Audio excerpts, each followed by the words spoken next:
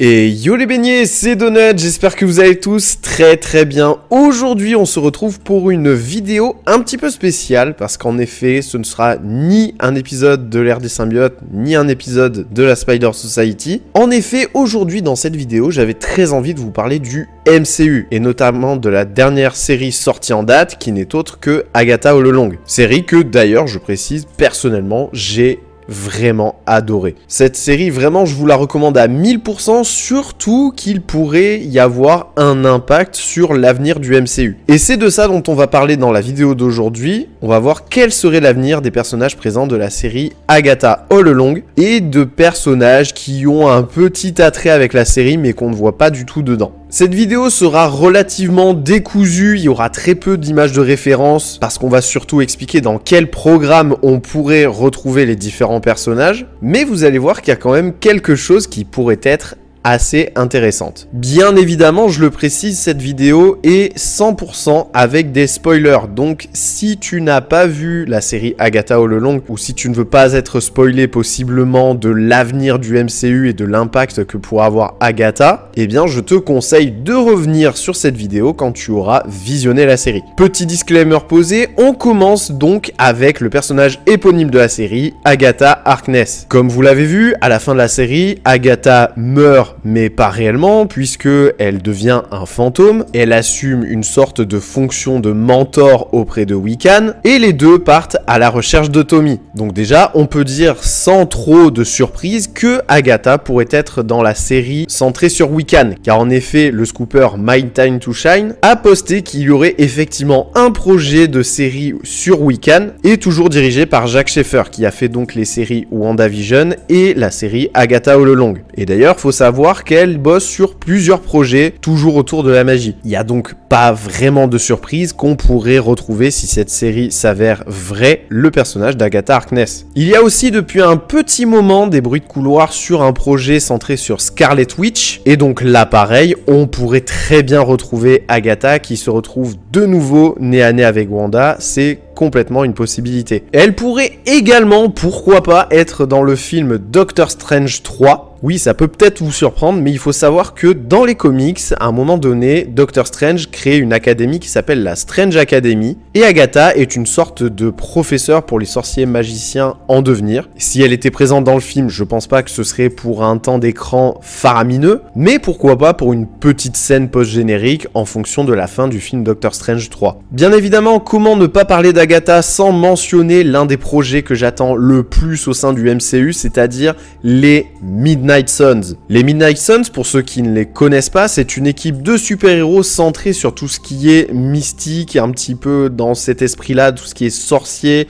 les monstres, les vampires, etc.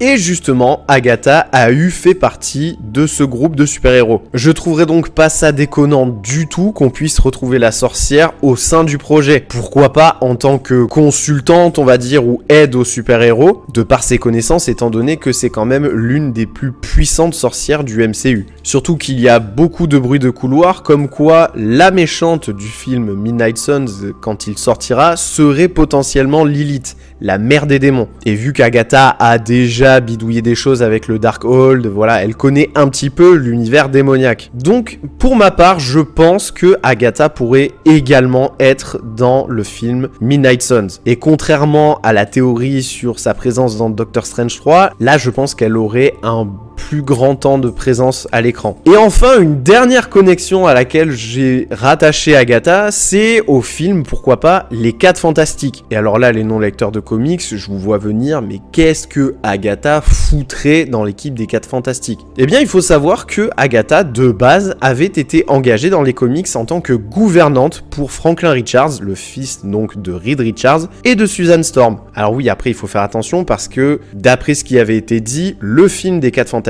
se passerait dans un autre univers que l'univers principal qu'on connaît. Mais connaissant l'équipe, et surtout avec l'intellect de Reed Richards, ça m'étonnerait pas qu'à un moment donné, l'équipe arrive à rejoindre la timeline principale. Et donc pourquoi pas rencontrer Agatha. Là pareil, possiblement peut-être plus pour une scène post-générique. Puisqu'on le sait, Marvel aime bien faire une scène post-générique sérieuse qui a un impact sur l'avenir du MCU, et une autre un petit peu plus légère qui peut teaser des choses, mais qui reste quand même un peu plus dans la retenue. Pour le coup, je pose pas trop de jetons sur cette option-là, mais en vrai, Marvel peut nous réserver des surprises. On va passer maintenant au second personnage qui n'est autre que Rio Vidal, aka Lady Death. Et là, c'est pareil, il y a des choses intéressantes à son sujet. De base, ce qu'il faut savoir, c'est que Aubrey Plaza, l'actrice donc de Death, devrait participer à d'autres projets de l'univers Marvel, ce qui veut donc dire qu'on n'en aurait pas fini du coup avec la mort. Et parmi ces projets, je peux pas m'empêcher de penser qu'il serait plus que temps d'associer le personnage de Death à l'un des personnages les plus iconiques de Marvel, fraîchement arrivé dans le MCU, qui n'est autre que Deadpool. Je pense que vous le savez, mais je vais quand même en reparler. De base dans les comics, Deadpool était pris de la mort et inversement parce que voilà, il y a des bails un petit peu en mode je suis à deux doigts de mourir et hop là je survis parce que les pouvoirs de régénération de Deadpool etc.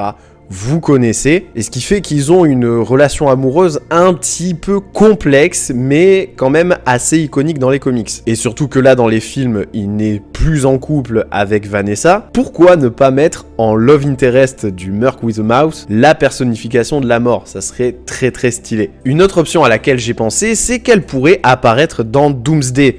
Et surtout dans le film Avengers Secret Wars. Car là encore une fois ce sont des bruits de couloir, donc à prendre avec des pincettes. Le personnage de Thanos devrait revenir dans le film, mais en tant que King Thanos. Et là pareil, Thanos est un personnage qui était pris de la mort, et d'ailleurs dans les comics Infinity War, s'il claque des doigts et qu'il bute un max de gens, c'est justement pour faire plaisir à la mort. Et il est vrai que ça avait frustré à l'époque beaucoup de fans de ne pas avoir une relation avec une personnification de la mort. À un moment, il y avait même des rumeurs comme quoi ils voulaient mettre Thanos un petit peu en love interest de Hela, et ça s'était jamais fait, donc pourquoi pas rattraper le tir à travers les films Doomsday et surtout Secret Wars. Surtout qu'il y a un moment où Rio parle de notion d'équilibre dans le concept de la vie et la mort, et c'est un discours qui revient souvent dans la bouche du Titan fou. Donc est-ce que c'est une petite coïncidence ou un possible petit teasing passé comme ça?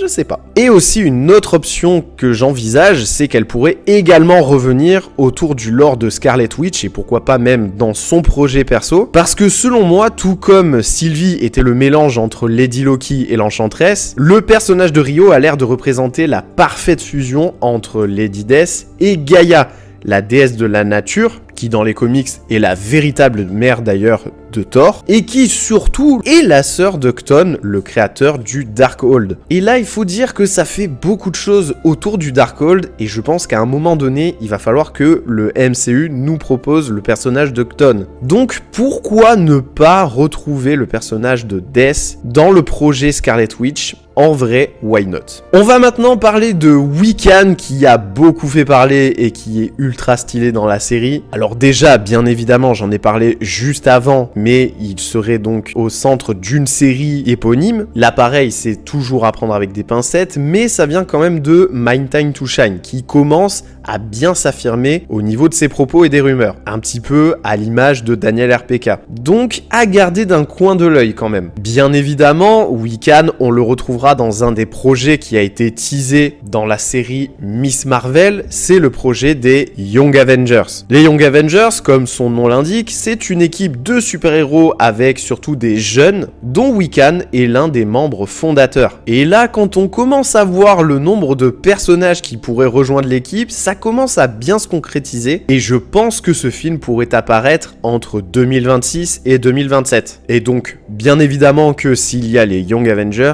il y aura forcément Wiccan, qui d'ailleurs ne sera pas tout seul, puisque normalement il devrait être avec son frère Tommy, qui lui pourrait apparaître dans la série Vision Quest, puisque selon beaucoup de dires, Vision Quest devrait être un équivalent à la série Agatha All Along, mais du coup avec Tommy. Et d'ailleurs, Billy pourrait justement apparaître dans la série très rapidement. Il y a aussi des rumeurs comme quoi ce serait peut-être pas forcément Tommy qui serait dans la série, mais un autre enfant de Vision, puisque à un moment donné, dans les comics, Vision se recrée une famille un peu humanoïde robotique. Donc peut-être qu'ils essayent de nous la mettre à l'envers et de nous faire quelque chose auquel on s'attend pas forcément. plus dans ce sens-là. Mais j'ai quand même bon espoir qu'on ait Tommy qui apparaisse ne serait-ce que pendant un court instant dans la série Vision Quest. Et donc si Tommy apparaît, je pense que Billy y sera également. Un autre personnage sur lequel j'avais envie de revenir, c'est celui de Jennifer Kale. Puisque oui, à la fin de la série, elle a récupéré ses pouvoirs et elle s'envole vers d'autres cieux. Là aussi, je pense que Jen pourra apparaître dans plusieurs projets. Peut-être pas une quantité astronomique, mais peut-être 2-3 petits projets assez intéressants. Déjà, s'il y a bel et bien une série Wiccan, je pense qu'elle pourrait très bien y apparaître de nouveau. Ça serait relativement logique. Pourquoi pas elle aussi dans le film Doctor Strange 3, même si là j'ai un peu plus de réserve. Et pourquoi pas aussi les Midnight Suns, puisque dans les comics, elle est très souvent liée à un des personnages qui devrait être normalement dans l'équipe des Midnight Suns à travers le film, c'est Man Thing, qu'on a découvert dans le court-métrage de Werewolf by Night. Mais surtout, je pense qu'elle pourrait être un personnage tremplin pour introduire un projet autour de son cousin que je pense beaucoup de fans du MCU attendent avec impatience, c'est le film Ghost Rider. Puisqu'en effet, Jennifer Kale n'est autre que la cousine de Johnny Blaze. Et ce qui me met la puce à l'oreille, c'est que c'est la seule à faire mention de Mephisto dans la série Agatha All Along, alors que les autres sorcières pourraient très bien le faire en soi, puisque je pense que Mephisto est suffisamment connu du monde de la sorcellerie. Donc ne sous-estimez pas l'intérêt de Jen à travers la suite du MCU, parce que je pense qu'elle peut avoir une certaine importance, notamment pour la tête enflammée. Un autre personnage dont on pourrait parler, qui pourrait peut-être potentiellement revenir, c'est Nicholas Scratch, le fils d'Agatha. En effet, dans l'épisode 9 de la série, on voit du coup le début de sa vie et comment il meurt suite à la maladie, on va dire. Et je vous avoue que moi j'ai du mal à le croire complètement mort. Et je trouve qu'il y a encore beaucoup de mystères autour du personnage pour selon qui il est mort. Parce qu'en effet, et ça c'est ma femme qui l'a souligné, le seul moment où Agatha, en tout cas à l'écran, n'a pas tué de sorcière, bizarrement, Nicholas se fait enlever par la mort. Mais ce qu'il faut savoir, c'est que Nicholas Scratch est vraiment beaucoup lié à Mephisto dans les comics. Et pour vous dire, on sait même pas là non plus dans les comics qui est son père. Et là encore, il y a beaucoup de rumeurs, beaucoup de choses qui se disent comme quoi le démon serait le père de Nicholas. Et là, c'est pareil, on théorise comme quoi Nicholas aurait pu être récupéré par Mephisto, puisqu'il en a complètement les pouvoirs, et qu'effectivement, il serait devenu par la suite un agent de Mephisto, devenu adulte. Par conséquent, je pense qu'il pourrait complètement revenir, et notamment dans la série Wiccan, en tant que méchant principal ou secondaire. Ça aurait d'autant plus d'impact, puisque le mentor de Billy n'est autre qu'Agatha, sa mère, et justement, ça pourrait être un déchirement pour Agatha de se retrouver face à son fils. Et ce qui met un peu plus la puce à l'oreille, c'est que, effectivement, à la fin de la série, Agatha dit qu'elle a peur de retrouver son fils, là où, normalement, le fait de mourir, elle serait contente de retrouver son fils, quoi. Du coup, beaucoup de mystères encore autour du personnage de Nicholas Scratch, donc j'ai un petit peu de mal à croire qu'on reverra jamais le personnage. Par conséquent, je garde un œil ouvert sur le petit Nicky. Aussi, j'avais très envie de parler des autres membres de la famille Maximoff, même s'ils n'étaient pas dans la série, parce que je pense que la série Agatha All Along aura forcément un impact sur leur avenir. Et donc pour ce faire, on va commencer par parler de Vision. Alors j'en ai déjà parlé dans la vidéo, mais Vision aura sa propre série qui n'est autre que Vision Quest, qui je pense devrait sortir d'ici début 2026. Je m'explique. En effet, je pense qu'il pourrait y avoir une connexion entre la série Vision Quest et la série Wonder Man, qui s'est dévoilée à travers un teaser où il y avait plusieurs programmes de chez Marvel. Puisqu'en effet, dans les comics, Ultron récupère le cerveau de Simon Williams, donc Wonder Man, qui était décédé à ce moment-là et qui avait récupéré des pouvoirs à cause d'une magouille des Maîtres du Mal, l'équipe de super vilains dirigée par le Baron Zemo. Et ce qui fait qu'à ce moment-là, les deux se considèrent un petit peu comme des jumeaux. Wonder Man sortira en décembre 2025, par conséquent, je pense qu'il y a des chances que le programme qui suive, après celui-ci, soit Vision Quest, et qu'il devrait, je pense, sortir entre janvier et février 2026. Après, il est également possible qu'il ne rajoute aucun lien de parenté, je mets des guillemets, entre Vision et Wonder Man. On le sait, Marvel aime bien aussi prendre des libertés quant aux origines de leur personnage, mais ça peut être une possibilité. Et bien évidemment, pour conclure cette vidéo, j'avais très envie de parler de ma chouchoute qui n'est autre que Wanda. Wanda, pour moi, sans trop de surprise, je pense qu'on retrouvera le personnage de Scarlet Witch dans le film Avengers Doomsday aux côtés du Docteur Doom et qu'il s'inspire grandement du comics Avengers The Children's Crusade. Dans ce comics, Billy et Tommy se retrouvent après de nombreuses péripéties au sein de leur famille. Donc Billy, c'était la famille Kaplan et Tommy, la famille Shepherd, et se décident à retrouver leur mère, Wanda. Sauf que Wanda, à ce moment-là, elle est devenue amnésique et s'est retrouvée en Latverie, aux côtés du Docteur Doom. Et d'ailleurs, il y a une relation assez malsaine qui s'installe entre les deux. Doom ne cherchant qu'à utiliser Wanda uniquement comme une arme. Et vu ce qui a été posé déjà au sein de la série Agatha All Along, je pense que c'est ce qui nous pend au nez pour la suite des programmes du MCU. D'où le fait, je pense, que si Tommy se retrouve dans la série Vision Quest, la série risque de sortir avant Doomsday. Et bien évidemment, Scarlet Witch aura son projet perso, normalement si tout va bien, comme je vous le disais, dirigé par Jac Schaeffer. Et je pense très fortement, bien évidemment, qu'elle apparaîtra dans la série Wiccan, si du coup cette série voit le jour. Et voilà les beignets, cette vidéo sur l'avenir des personnages d'Agatha All Along et autres est terminée. J'espère qu'elle vous aura plu. Si c'est le cas, n'hésitez pas à laisser un gros pouce bleu, vous savez que ça fait toujours extrêmement plaisir. N'hésitez pas également à vous abonner et surtout, n'oubliez pas d'activer la petite cloche pour recevoir toutes les notifications des prochaines vidéos à venir. N'hésitez pas également à commenter et à partager la vidéo sur vos différents réseaux sociaux. Et en attendant la prochaine vidéo, je vous dis bye les beignets.